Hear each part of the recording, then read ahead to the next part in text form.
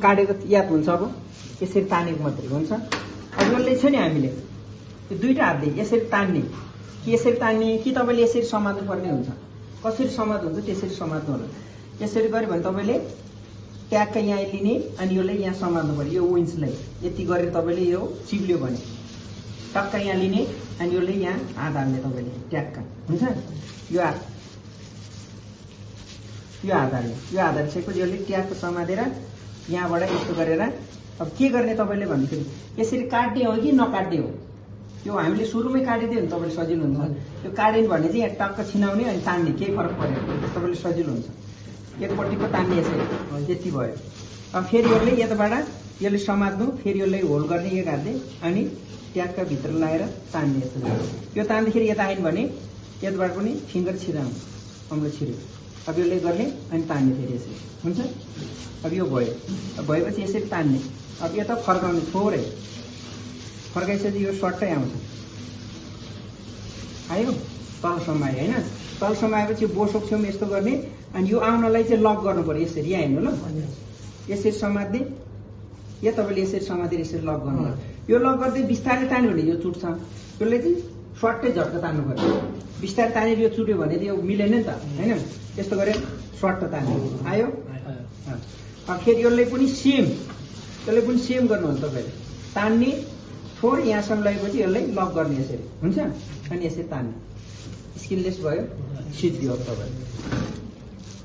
अब स्किनलेस सक्यो। अब यति बोसोहरू केही छ फ्याडहरू छ भने यसरी काट्ने। यहाँ हेर्नु ल, यसरी थोरै काट्ने, काटेर यहीँ अनि यताबाट पनि थोरै काट्ने यस्तो गरी।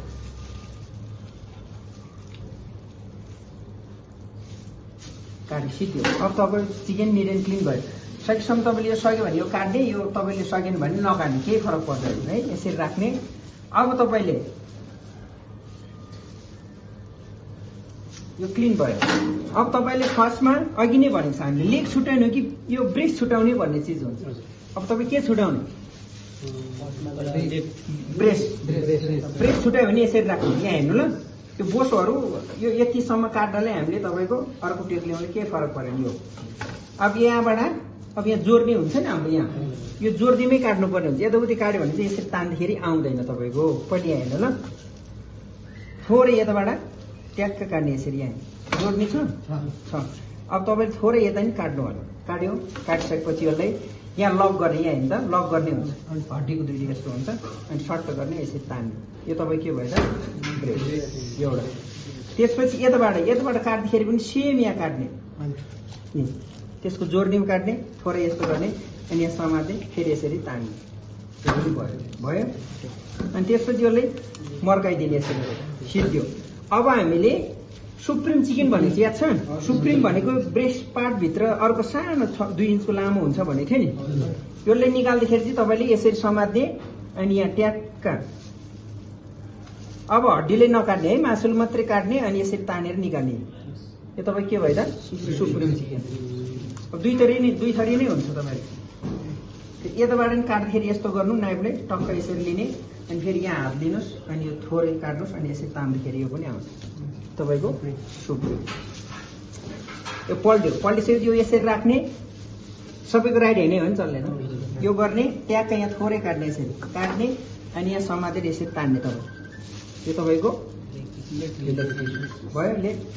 फेरि यताबाट पनि सेम गर्ने। तपाईँले यसरी काट्यो, यसरी लिने अनि यताबाट तान्ने, यसरी थोरै यहाँ काट्ने, यसरी तान्ने। यो पनि तपाईँको लेग।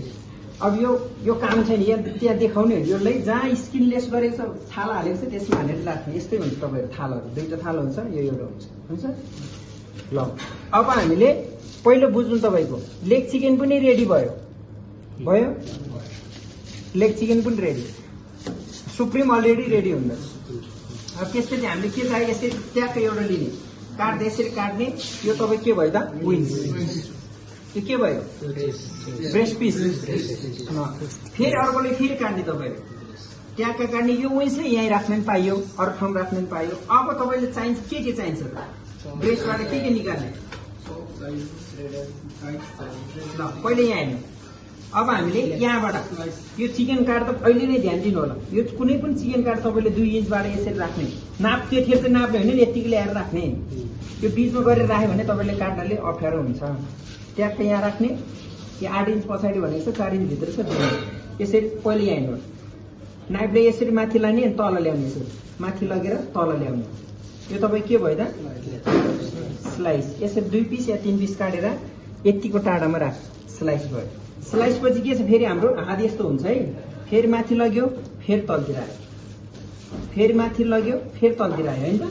अब यो के काट्ने हामीले श्रेडेड, यसरी लाम लाम काट्ने, सुई गरे यसरी है, श्रेडेड लाम लाम काटेर यसमा ग्यापमा 2 इन्च ग्यापमा राख्ने तपाईँ। त्यसपछि स्लाइस चप एन्ड श्रेडेड। त्यसपछि के छ हाम्रो चप गर्नु छ भने माथिबाट यसरी तान्ने, सेम जुले नै गर्ने, यसरी 2टा जति गर्ने। अनि त्योभन्दा अलिक मसिनो काट्ने हजुरहरूले यसो गरेर मसिनो काट्यो, मसिनो काटिसकेपछि यसले बिचमा काट्दैन भयो, या छेउछेउबाट यसरी मसिनो काट्नु पर्यो। यो चाहिँ चप है, यो चाहिँ चप। योभन्दा मसिन बनायो भने फाइन चप हुन्छ तपाईँको, यो यति हो। अब यो काम छ त छैन, अब यहाँ राख्ने। अब हामीले डाइस निकाल्नु पर्ने हुन्छ, डाइस केबाट निकाल्नु भने छ लेग पिसबाट। लेग पिसबाट निकाल्दाखेरि यसले थोरै क्लिन गरिदिने, केही फरक परेन। अनि पहिले यहाँ हेर्नु होला कसरी काट्दछ भनेर, यहाँ नाइफले यसरी सिधो राख्ने, अनि यो समात्ने, अनि यसरी काट्ने, बिचबाट यसरी तानेर यहाँसम्म काट्ने। काट्यो, काटिसकेपछि कि यसले यसरी तान्ने तपाईँहरूले, अनि त्यसपछि यसले ट्याक्क यहाँ समात्ने, अनि यता थोरै काट्ने, अनि यहाँबाट थोरै यसरी काट्ने, काट्यो, अनि यता थोरै काट्ने हो।